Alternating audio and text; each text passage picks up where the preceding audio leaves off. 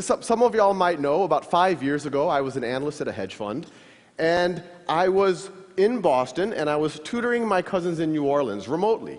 And I started putting the first YouTube videos up really just as kind of a nice to have, just kind of a supplement for my cousins, something that might, give them a refresher or something. And as soon as I put those first YouTube videos up, something interesting happened. They told me that they preferred me on YouTube than in person.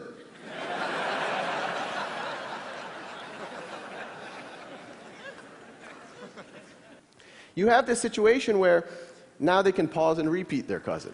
Now they can, without feeling like they're wasting my time. They could, if they have to review something that they should have learned a couple of weeks ago or maybe a couple of years ago, they don't have to be embarrassed and ask their cousin. They can just watch those videos. If they're bored, they can go ahead. They can watch it at their own time, at their own pace.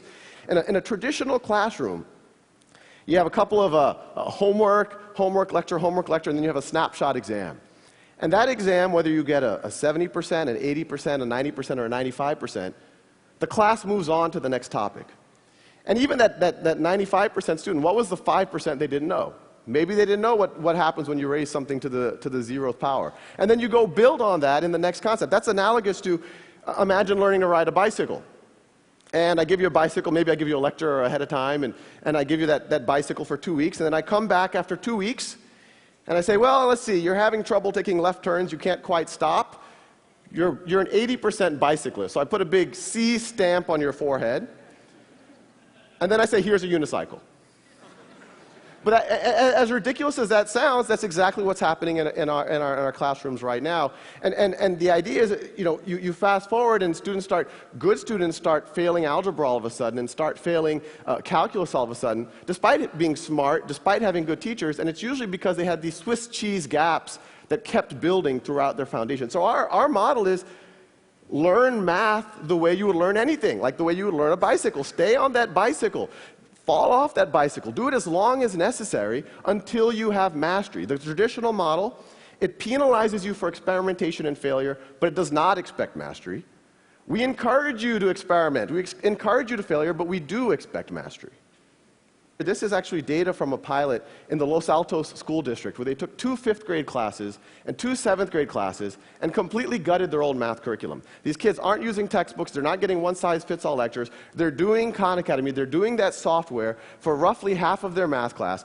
And I want to make it clear, we don't view this as the complete math education. What it does is, and this is what's happening in Los Altos, it frees up time. This is the blocking and tackling, making sure you know how to do a system of equations, and it frees up time for the simulations, for the games, for the mechanics, for the robot building, for the estimating how high that hill is based on its shadow.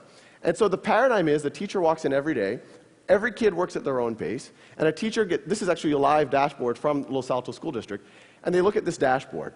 Every row is a student. Every column is one of those concepts. Green means the student's already proficient. Blue means that they're working on it, no need to worry. Red means they're stuck.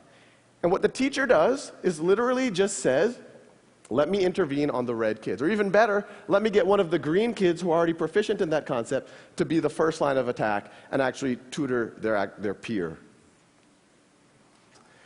But when you let every student work at their own pace, and we see it over and over and over again, you see students who took a little bit extra time on one concept or the other, but once they get through that concept, they just race ahead.